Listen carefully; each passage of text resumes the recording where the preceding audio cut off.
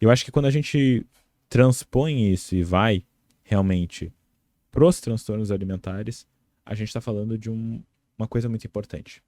Porque assim, não sei com vocês, mas qual é a mensagem que muitas vezes a gente recebe nas redes sociais? Ah, transtorno alimentar resolve ali rapidinho e tudo mais. Mas para quem trabalha com transtorno alimentar e para quem já vivenciou, seja por si mesmo ou com familiares, amigos, a gente vai saber que na verdade são transtornos muito complicados. Para a gente ter ideia, a anorexia, a mortalidade da anorexia ela é superior à depressão, bipolaridade e esquizofrenia. Quando a gente pensa que a gente tem um mês de prevenção a suicídio, o que, que a gente está falando? A gente está falando de depressão, na maior parte das vezes. Quanto que a gente olha para esses outros pacientes? E daí, a minha pergunta que vem para vocês, assim. É como vocês fazem o trabalho com essa população e como que isso aparece para vocês? Tipo, a apresentação dos transtornos mesmo para vocês e como é esse trabalho? Porque eu acho que a gente falou de uma visão muito, muito, muito importante, mas uma visão mais global, né? De como isso pode estar aparecendo, como isso pode estar se desenvolvendo. Mas como que isso aparece de fato na clínica? E além disso, como a gente trabalha com isso? Olha, como eu mencionei mais cedo, eu percebo que a maior parte do meu trabalho é um trabalho de prevenção, né? Que o paciente não chega com um transtorno alimentar, o paciente chega com um comer transtornado, com uma relação complicada com a comida, e aí eu penso, a primeira coisa que eu quero fazer é não atrapalhar, é não piorar isso, é não instigar, porque como a gente falou lá no início, existem os fatores desencadeantes dos transtornos alimentares, existem os fatores mantenedores. Então, eu penso muito nos fatores desencadeantes. Eu digo, eu vou fazer de tudo para evitar um fator desencadeante aqui. E um dos fatores aqui, claro, tem os que não que fogem totalmente do nosso controle, mas pensando aqui num fator, num gatilho muito forte, que são dietas restritivas. Tem aquela frase clássica que todo mundo fala assim: ah, nem toda dieta leva a um transtorno alimentar, mas todo transtorno alimentar começa com uma dieta. Eu diria, né, quase todo transtorno alimentar começa com uma dieta. Vamos, entra do range de quase todas. Quase, vamos entrar no range, vamos colocar aqui uma margem. Mas então, assim, o que, que eu penso? Se muitas vezes existe esse histórico com restrição que leva o paciente a desenvolver um transtorno alimentar, ou um comer transtornado, mas basicamente uma relação com a comida que traga prejuízos para a saúde física e mental do paciente, vamos tentar cortar, entre aspas, vou usar uma expressão, cortar o mal pela raiz. Então, assim, o que está levando a essa vontade de emagrecer a qualquer custo? O que está levando a essa alimentação que está desequilibrada, seja para menos ou para mais?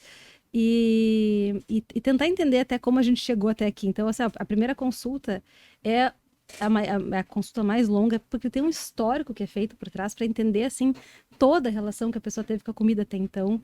É, eu pergunto assim, ó, da vida, da família, da primeira dieta, de como é que é a relação com os pais, como é que os pais têm a relação com o corpo ou comida, como é que isso chegou até ela, como é que ela lembra de receber comentários sobre alimentação, sobre o corpo. E o que a gente vê é muito variado, porque depende da experiência de cada um, mas infelizmente cada vez mais a gente vê as pessoas falando assim, me colocaram numa dieta pela primeira vez aos 10 anos. Aos 8, 9. Exatamente, tentei ser querida, tentei amenizar. Mas assim, e meninas, ou no caso, hoje, mulheres adultas, mas que lembram de quando eram crianças, olhar para o corpo e dizer assim: minha coxa é muito grande.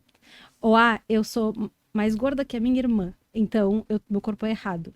Ou ainda, claro, ainda de maneira mais ativa, familiares que criticam o corpo, que criticam a alimentação e tentam fazer uma abordagem restritiva desde a infância. Então, quando o paciente chega e eu digo assim, olha, inicialmente eu acho que é importante desde o princípio que a gente não trabalhe com restrição, que a gente não faça uma dieta.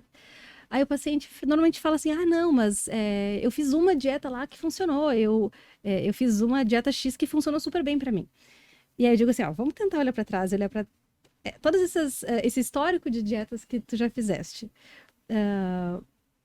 Como é que elas se desenrolaram no longo prazo. Então, assim, enquanto tu estava fazendo, tu estava feliz, por quanto tempo tu conseguiu fazer? O quanto tu conseguiu de resultado, mas por quanto tempo durou? Como é que ficou a tua relação com a comida depois? Como é que tá a tua relação com a comida hoje, em decorrência dessa dieta?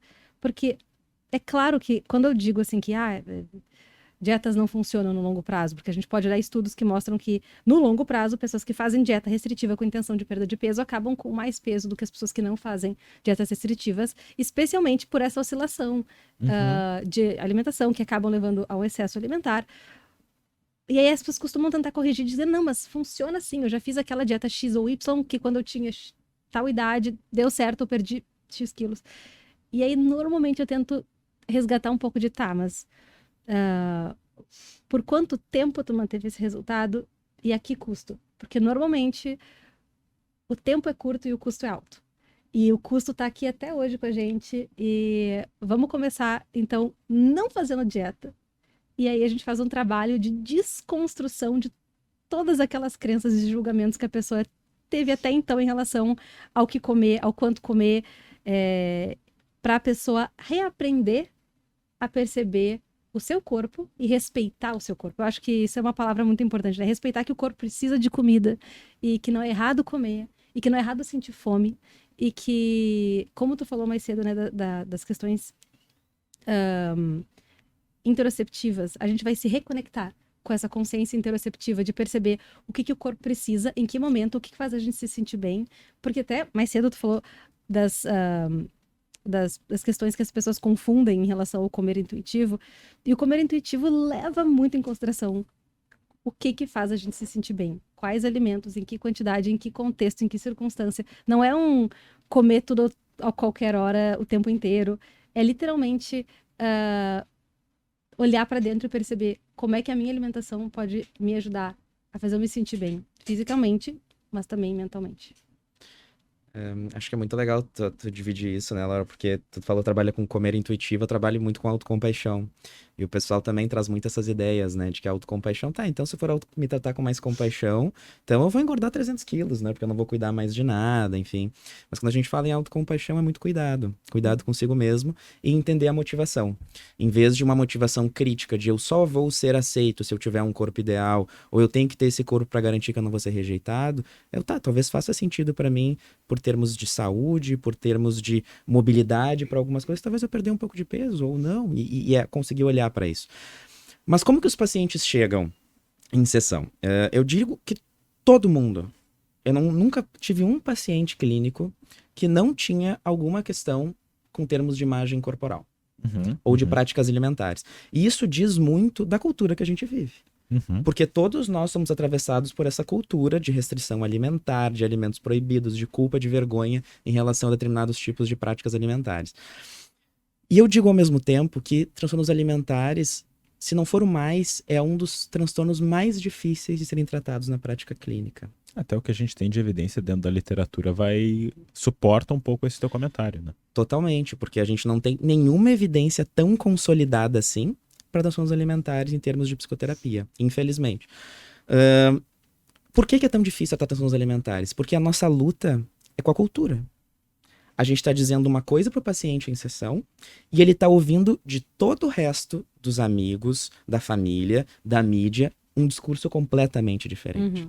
Então a gente está constantemente lutando indo contra a maré. A gente está indo contra uma correnteza. Por exemplo, se a gente vai tratar uma dependência química, uso de substâncias, você sabe socialmente que isso faz mal, enfim, não é como tratar a questão. E até, desculpa te interromper, mas quando tu fala do uso de substâncias, e às vezes a gente vai ver até informações e especializações, as aulas são dadas juntos, porque a gente vê o modelo de mudança, ele acaba sendo parecido, né? A pré-contemplação, contemplação e assim por diante, mas qual é a grande diferença? Tu consegue viver sem a substância. Na teoria, tu não precisa dela para sobreviver. Tu precisa te alimentar. Não existe opção. Perfeito, perfeito. Então, a gente precisa ter esse olhar para os transtornos alimentares, porque é uma luta muito grande com a cultura, com todo mundo te dizendo o contrário de talvez essas outras perspectivas que a gente vê juntos em consultório. E eu sempre digo para meus pacientes, assim, porque eles me trazem sofrimento. E um dos principais objetivos do início da psicoterapia é fazer eles perceberem o quanto que essas práticas, em relação à imagem corporal e alimentação, gera sofrimento para eles. Afasta eles de coisas que são importantes para eles. Isso é essencial, porque muitas vezes eles não percebem. E a partir do momento que a gente vê isso, que a gente consegue clarificar esse sofrimento, a gente pensa juntos, e eu também sou muito aberto com meus pacientes, de falar, olha, a gente criar outras perspectivas, a gente trazer outra visão sobre isso, vai gerar sofrimento também. Porque tu vai voltar para os mesmos contextos e as pessoas vão te falar coisas, talvez tu possa até ganhar peso, tu possa ter outros discursos, não te preocupar tanto com algumas coisas, e isso vai te gerar sofrimento. Sair dessa bolha vai gerar sofrimento. A bolha da cultura da dieta também gera sofrimento. Qual sofrimento faz mais sentido para ti? Qual é o desconforto que tu tá disposto de enfrentar, né? Como que isso vai trazer resultados a mais longo prazo. E daí, quando tu fala isso, eu também me lembro, por exemplo, de pacientes meus que, por exemplo, ficaram com um episódio de depressão e emagreceram. Como tu tá lindo, como tu tá linda. Daí a pessoa emagrece e é um resultado, é um efeito de um transtorno psiquiátrico e é reforçado por isso, né? Tem um termo na literatura que se chama fat talk, fala sobre peso, né? Que traz muito essa ideia de comentários que a gente tende a fazer sobre o peso das pessoas, ou sobre o corpo, né? Tanto para bom quanto para mal. Inclusive, voltando para as redes sociais, é o que acontece muito. Nossos amigos postam aquelas fotos e diz, nossa, maravilhoso, não sei o quê, sem defeitos. Tudo bem que é uma fala positiva, é um elogio, mas a gente não sabe o impacto que aquilo pode ter na pessoa. A gente nunca sabe o impacto que vai ter quando a gente fala sobre corpo. Então a gente tem essa máxima, que a gente não deveria estar comentando sobre o corpo das pessoas, né? Eu concordo plenamente. Eu acho que até hoje nada de bom saiu de um comentário sobre o corpo de alguém, especialmente para quem tem uma relação complicada ou que pode ter uma relação complicada com a comida e com o corpo, porque a gente, primeiro, não sabe como a pessoa chegou naquele corpo, a que custo, e a gente também não sabe como esse comentário pode impactar, como tu falaste, a relação que essa pessoa vai ter com a comida e com o corpo, baseado naquele comentário. Porque imagina uma pessoa que posta uma foto sua, clássica, né, de biquíni na praia. Aí os comentários são linda, magra, poderosa, perfeita. Primeiro, a gente tá fazendo uma equivalência de que linda, perfeita, maravilhosa é a magreza e aquele corpo ali. Segundo, a pessoa pode desenvolver um medo muito grande de, se meu corpo não for sempre assim, eu não vou ser linda, maravilhosa, perfeita, exaltada pelos meus amigos, pessoas que eu amo e por quem eu quero ser aceita. Então, eu preciso manter isso a qualquer custo. E aí vem essa ideia de que, se eu preciso manter a qualquer custo, o nível de exigência com o corpo, com a alimentação, fica cada vez maior e a frustração aumenta muito. E então, sem contar, né, que a gente não sabe, como tu falaste, o que veio antes disso, como é que a pessoa chegou nesse peso. Se a pessoa teve alguma questão psicológica, algum transtorno, se a pessoa passou por alguma condição clínica que fez com que ela emagrecesse, ou às vezes, ao contrário, a pessoa ganha peso por uma questão muito positiva de melhora de saúde e as pessoas fazem um comentário como se isso fosse algo negativo. Hoje mesmo, eu ouvi, tava almoçando na rua, e eu ouvi um comentário de duas pessoas que eu não conheço, eu não faço ideia do contexto, tá? Então a gente pode interpretar isso de milhões de maneiras. Mas era uma pessoa perguntando pra outra, como é que tá a tua filha? E ela falou, ela tá super bem, pena que deu uma engordada. E, claro, podem ter muitas e muitas coisas por trás disso, mas olha que engraçado, que como isso foi falado como um contraponto. Ela tá super bem, vírgula, mas pena que deu uma engordada. E talvez, né, a gente pode criar mil histórias, mas quem sabe talvez ela tenha uma engordada porque ela tá bem. Então, assim, quem sabe poder engordar um pouco, ter feito bem pra ela. A gente não faz ideia, né, não tem como a gente imaginar. Mas, como vocês estavam comentando, as pessoas se sentem no direito de comentar sobre o corpo dos outros, às vezes com a melhor das intenções. Tomara que escutem o podcast, esse pessoal. Não, né? E acho que até uma coisa que vai completamente alinhado com o que vocês dois estão falando é que as pessoas julgam. E a gente tem que ter uma clareza meio estoica até de que isso vai acontecer. E sim, eu estou olhando para a câmera para avisar você. As pessoas vão te julgar, como você está me julgando provavelmente.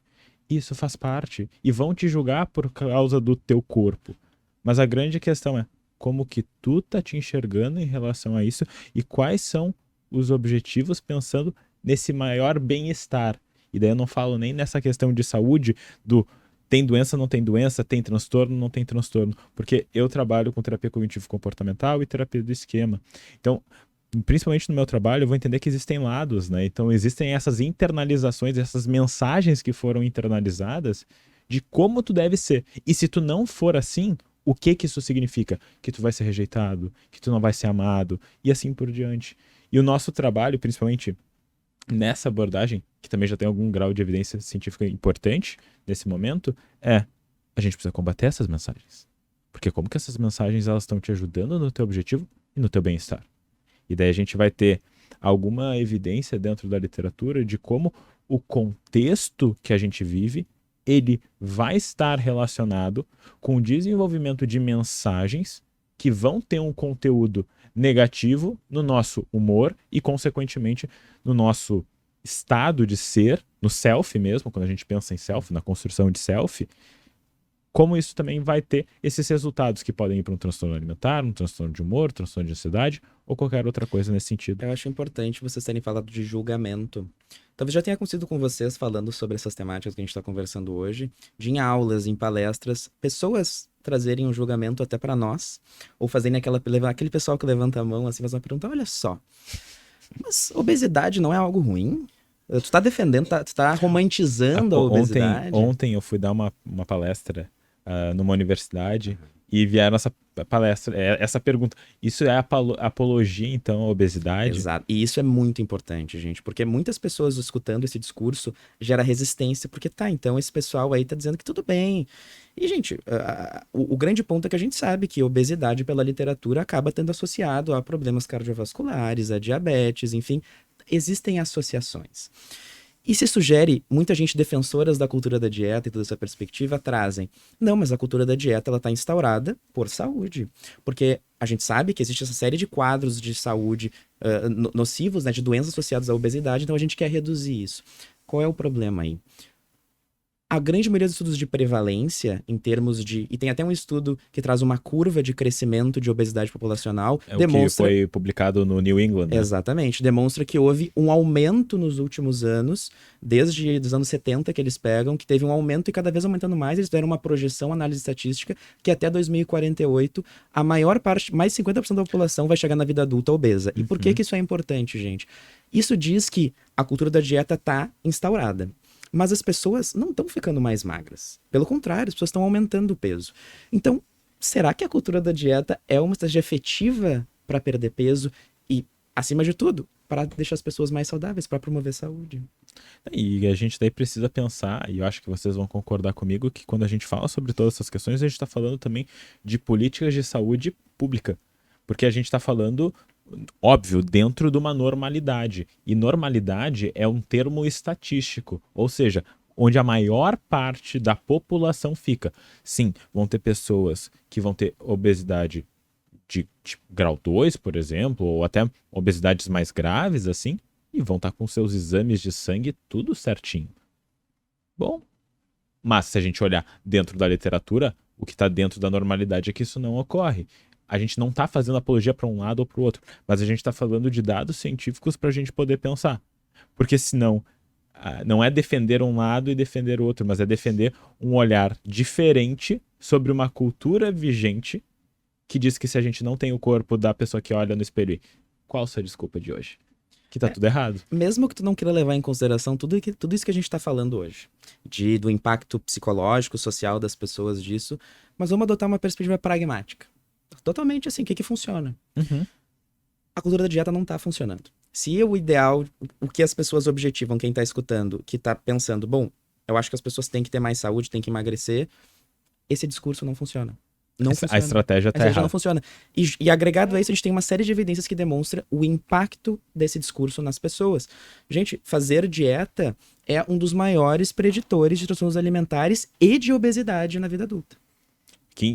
Quem falar sobre fazer dieta, né? A gente tem dados que apontam que tem 15 vezes mais chance de desenvolver um transtorno alimentar do que não fazer uma dieta restritiva na maior parte das vezes. E eu acho que esse é um ponto tão importante, né? Que parece uma frase muito generalista e apenas para gerar impacto, mas... Ó o corte aí. No fim das contas, dietas não funcionam. Para a grande maioria das pessoas. Vamos fazer aquele parênteses, né, para a grande maioria das pessoas. E dietas, quando eu me refiro a dietas aqui, eu falo de dietas restritivas para perda de peso no longo prazo. Porque no curto prazo, com certeza, a pessoa pode fazer uma estratégia X ou Y e ela vai reduzir peso na balança. Que peso é esse? E por quanto tempo a pessoa vai manter? É outra história.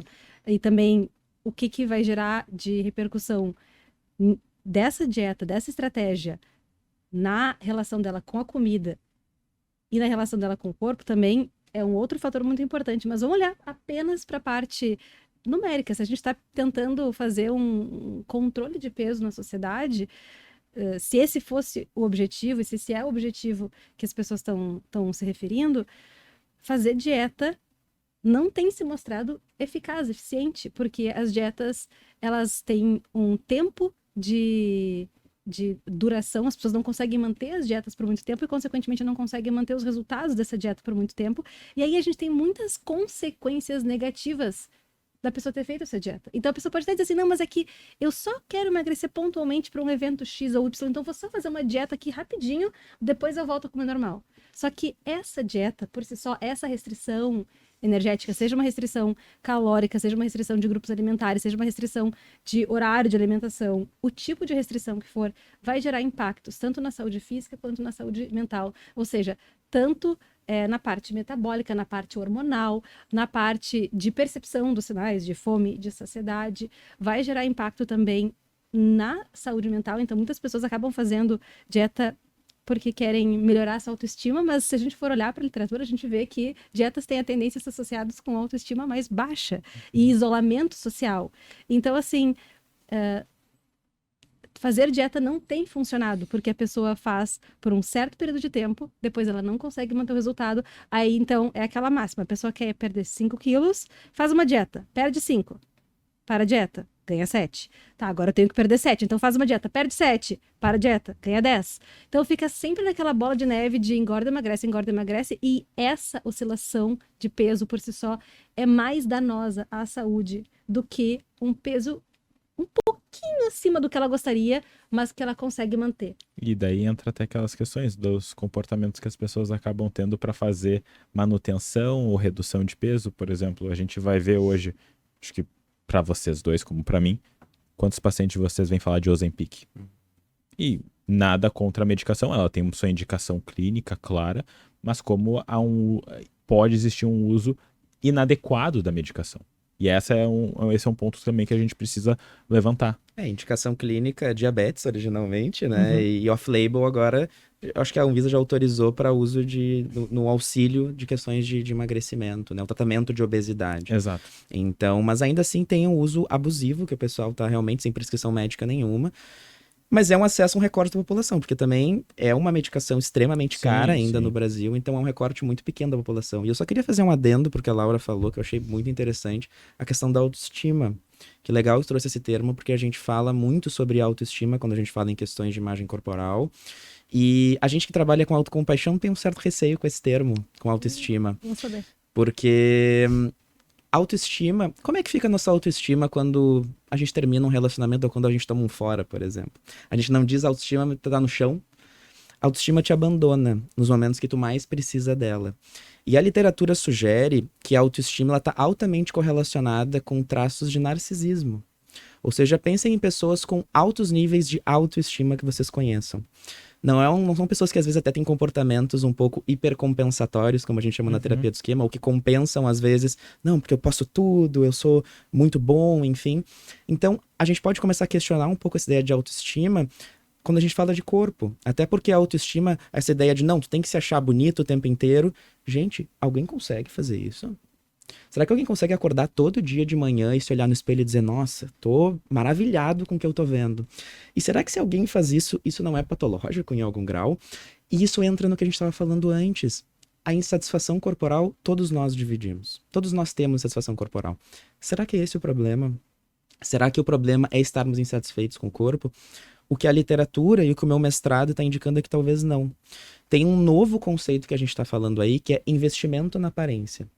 E que talvez esse conceito fale muito mais dessa problemática. Investimento na aparência é um conceito que ele diz, o quanto que minha imagem corporal me define como self, é importante na definição do Bolívar, da Laura e do Leonardo, e o quanto eu invisto em comportamentos para tentar aprimorar essa estética. Então, o problema talvez não é eu estar insatisfeito, porque insatisfeito todo mundo é, mas só algumas pessoas vão para um campo mais patológico. Uhum. E talvez esse campo patológico que essas pessoas vão sejam explicadas por quanto isso é definitivo, quanto eu estar insatisfeito é definitivo no meu autoconceito e o quanto eu invisto para melhorar isso, que muitas vezes são os transtornos alimentares. E daí entra aquela questão, né, da gente poder pensar, ok, também existe uma questão social, como a gente já falou bastante aqui, realmente de uma indústria bilionária que vai estar falando sobre essas questões.